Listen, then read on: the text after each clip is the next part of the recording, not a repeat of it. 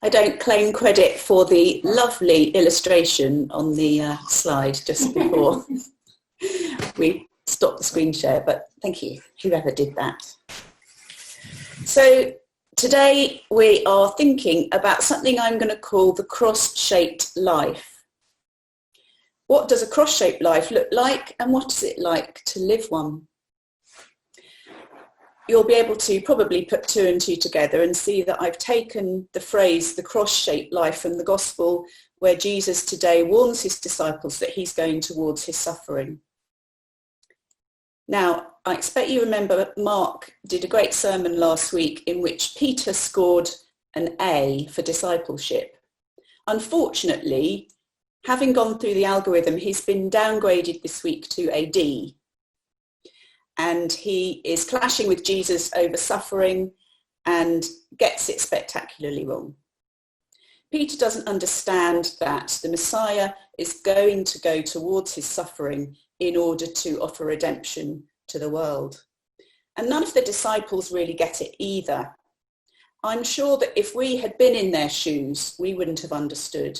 It's only really with 2 millennia of reflection on the cross and the resurrection, of course, that we can even begin to spot what Richard Rohr calls this universal and deeper reality at the heart of things. Our reading from Romans is headed Marks of a True Christian. I love the way the NRSV and all translations make up the paragraph titles, which were never in the original text. That's an interesting one, Marks of a True Christian. Sometimes it's obvious that some of the things that apparently parade as true Christianity are not, in fact. But how do you tell? One of the worrying things about the US Christian scene, I think for us UK Christians, is the huge over-identification of the evangelical right with the Republican Party, which tends to lead to a highly suspect kind of Christian nationalism. And the evangelicals' support for President Trump, which is pretty solid even after these 4 years has gone by, leaves many of us UK Christians totally bemused. Conservative Christians in Korea, meanwhile, have been attending mass anti-government rallies and spreading the coronavirus as they do so. Is this the mark of a true Christian? We might admire their desire to stand up for their beliefs. They certainly have a lot of bravery, but are they just bringing the gospel into disrepute? It's sometimes less easy to see what is or isn't true Christianity. But we have this morning a practical list that probably not many of us would disagree with, and it's in Romans, and it's the qualities that Paul assigns to a Christian group or Christian fellowship. And in Matthew, we have the way of the cross that Jesus actively embraces, and not only embraces, but encourages all his followers to embrace. So what does it look like to have this cross-shaped life and follow in the footsteps of Jesus? I'm sure that lots of you would have been able to pick out different points from these 2 readings, but I'm just going to suggest these 3. A cross-shaped life is one where we're loving, but we're also canny about evil. A cross-shaped life is one where we're open and undefended. And thirdly, a cross-shaped life is one where we're willing to let go. So let's look at those 3 things one at a time. So loving and canny about evil. This seems like a really interesting combination to me. All you Scots out there will know that to be canny is to be knowing. It can also mean pleasant or nice, but canny in the sense I'm using it means that we're not simpletons about evil. Whilst we pursue goodness and peace and all the other qualities one would hope for from Christians, we also have insight into the things that are profoundly wrong in the world. Hate what is evil, hold on to what is good. And there's a balance here. There are always going to be resistances to the love of God, and some of them are violent. The Christian way, though, is to bless enemies and pray for those who persecute us. With the advent of social media, it's become increasingly hard to resist the easy polarization of goodies and baddies. Putting people into camps is much easier than being honest about our own shadier side. To overcome evil with good and to pray for enemies is a very high calling, and it somewhat marks the New Testament out from the Old. But to save us all from becoming like the elder brother who felt superior to his younger prodigal sibling, being canny about what's wrong should start with our own self-awareness. The person of faith, one would hope, puts their own house in order before starting to demolish other people's. That's why we have a moment of reflection before the confession each Sunday. I don't know about other service leaders, but I never quite know how best to introduce this part of the service. There are the words that are set, but you can always make up some of your own that precede these. And it's always interesting to me how people do this, because there's a sort of balance between constantly reminding ourselves that we're sinners and terrible people every single week, but also being blasé about it, because there are words that we say so frequently and we've been saying them for so many years.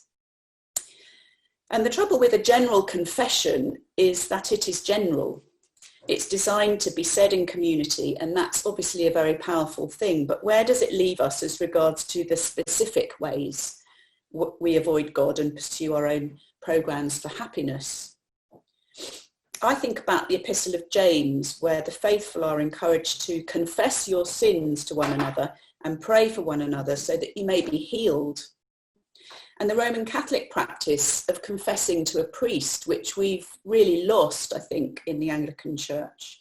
Maybe we need each to find a confessor. How well do you know yourself that you might be able to notice any areas in your life that have yet to be redeemed? It might be an uncomfortable thought. Perhaps you feel that it wouldn't be appropriate to tell someone else what all these areas are. Mostly we do need other people to point out our failings, but who has the courage or the diplomacy to do that? Well, some people in my life have had the courage and diplomacy, and I'm going to tell you about two of them. So I'm recalling an unwelcome time in my 30s when a close friend and I fell out over something, and she told me on no uncertain terms that I was moody. I was horrified and also surprised, because I thought of myself as very sociable. But after a while I realised that she was right. I had to rethink some aspects of my behaviour that I had not been aware of. And there was an equally unwelcome time in my 20s when a work colleague whom I was supposed to be supervising told me I was bossy. I was horrified on that occasion too, especially as she then went on to say that she wasn't the only person in the staff room who thought so. So moody and bossy, it's a rather unfortunate combination, really. In my 40s, I studied the Enneagram, and for those of you who have an acquaintance with this wisdom, I can say that being moody and bossy just about sums up being a 4 with a 3 wing. Although it was painful, those two observations by my friend and my colleague proved humbling, and I still remain grateful to them for their insight and courage. Do you know which are your blind spots? The people who do know them, probably better than you, are the people that you live with and work with, and the people you spend most time with. And in my experience, your grown-up children are experts on this. It's rare to find someone who can tell you without losing you, but to be loved even when our faults are known is the only love worth having at the end of the day. So a cross-shaped life is about being loving and canny, particularly about our own stumbling blocks. The genius of the Enneagram, for anyone who wants to look into it further, is that those actual stumbling blocks can become your pathway into a greater wholeness as you allow them to come into the light of Christ. Secondly, to live a cross-shaped life is to be open and undefended. When we're conscious of so much that is evil in the world, it's actually hard to remain open and undefended because of the sense of threat that's all around us every time we think about the world and all that's wrong in it. But we've all met highly defended people. They're like a fortified castle, prepared at all costs to defend borders. They're difficult to get to know and wary of sharing themselves for fear of rejection. Understandably, defences come up when we've been wounded or we feel our personal security is compromised, But in order to rejoice with those who rejoice and weep with those who weep, we need to remain open-hearted, like David was, that the children thought about this morning. It's a very hard balance. It's never easy to walk a difficult path alongside someone who's in pain or difficulty. And we see in the gospel the deep and understandable unwillingness of the disciples to identify with Jesus as he heads towards his passion. Peter is rebuked in the strongest words for trying to prevent Jesus from suffering. In fact, they're words that Jesus used to Satan in the wilderness, "Get behind me." He is told, "You are setting your mind not on divine things, but on human things." And human things here, I presume, are nothing less or more than the human impulse to minimise pain and maximise happiness. And that is the programme we've all been on in the West for at least the past 300 years. But the Christian is on a different programme. Undefended people don't plan to get back at those who have harmed them. But this is important. They might distance themselves from the one who has done them harm. And it might even be vital that they did that, but they don't plan revenge. That would only eat them up from the inside. With the firm belief that justice originates in the heart of God, the Christian can know that justice will be done, but done God's way. Sometimes it seems to take a lot longer than we would like. There's an interconnectedness in the Christian vision of humanity that acknowledges that everything we do impacts somebody else. Issues of climate and race are issues for all of us. There's an African name for this interconnectedness, Ubuntu. Everything you do affects me. Everything I do affects you. It's the opposite of the kind of zero-sum games that students have been forced to play as they scramble for university places. It's the opposite of how our parliament is arranged, with one side versus another, facing each other across the benches like adversaries, trying to score points off each other. During the pandemic, we caught a glimpse of how life might be if we didn't live as though there's only one winner. But if we acknowledge that we are all reliant on each other, on our delivery people, our shop assistants, our cleaners and our health workers, simply to navigate day-to-day life.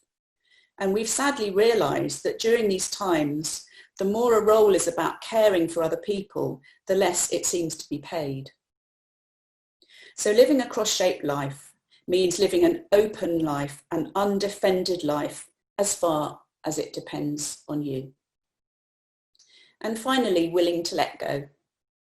In Jesus' own words, if any want to be my followers, they must deny themselves and take up their cross and follow me. It's an important principle for individual Christians, but we might try as well to think what this means for a church congregation to deny itself, take up its cross and follow Jesus. This time, as we try and imagine what it will be like to go back to worship in the building, it might mean we need to let go of certain expectations and empty ourselves to receive whatever it is God wants to give us.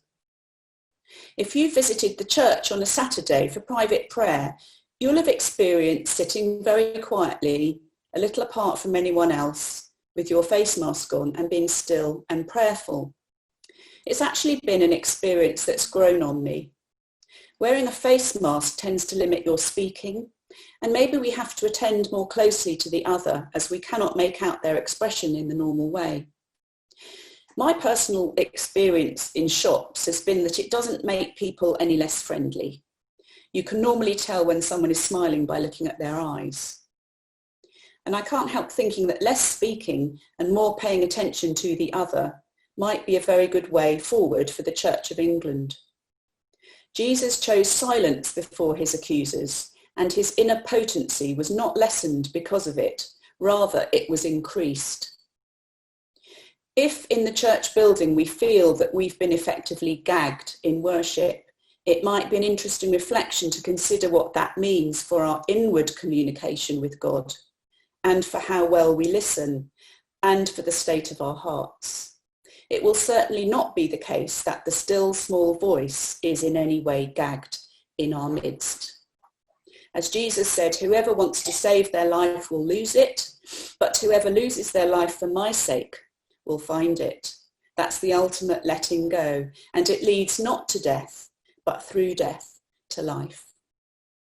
So the cross-shaped life, loving but canny about evil, open and undefended, and willing to let go. May these qualities mark our church life together as we go into the months ahead.